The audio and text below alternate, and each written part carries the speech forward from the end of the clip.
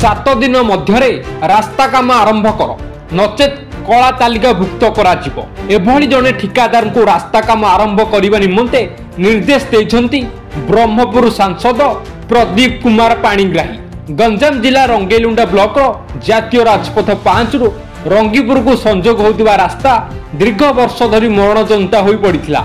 एही रास्ताटी जातीय राजपथ 5 रु कनिसी तहसिल भाया होई राळब रंगीपुर भली अनेक गांव को संजोग करिछि। रास्ता समस्या को नहीं बारंबार ग्रामवासी माने दाबी करिया पर 2019 मसिया रे एही रास्ता को मरामती करिबा नै सरकार टेंडर आह्वान करथिले। टेंडर जने ठिकादार नबा परे काम आरंभ करथिले, किंतु काम आरंभ पूर्वरु आज की 5 वर्ष बीती जाइथिया बेले काम अधपंतरिया भाबे पड़ी रहिछि, जहा फल रे एही रास्ता दे यातायात करुवा लोके नाही नथिबा असुविधार सम्मुखीन हेउछंती।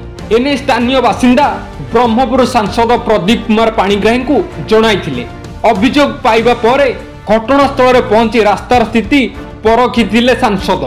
रास्ता पर ठिया हुई स्थानीय बासिंदा गहणे ही रास्ता काम नहीं ठिकादार को फोन करथिले। रास्ता काम कहीं 5 वर्ष है होई नहीं बोली पचारि सांसद। रास्ता काम जदि 7 दिन मध्य पुणी आरंभ न हेबो तेबे ठिका संस्था को कला तालिकाभुक्त कराजियो बोली ठिकादार को कहिथिले सांसद। सांसद एभली अभियोग शुणाणी सहित ठिकादार को तागिद को प्रशंसा करिसेंती स्थानीय बासिंदा। मो ना गणेश पात्र राळब ग्राम मो रंगीपुर पंचायत एक्स सरपंच।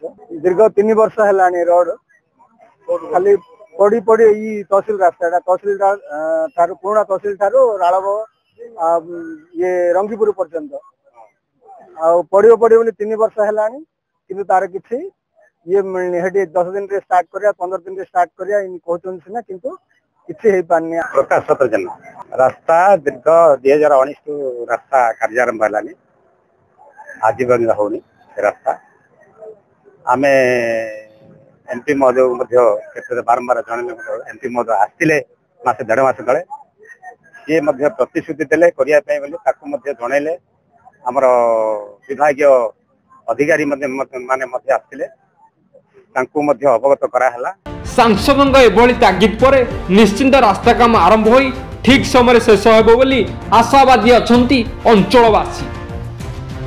ब्रह्मपुर जगन्नाथ साहू रिपोर्ट डुमाणी टीवी।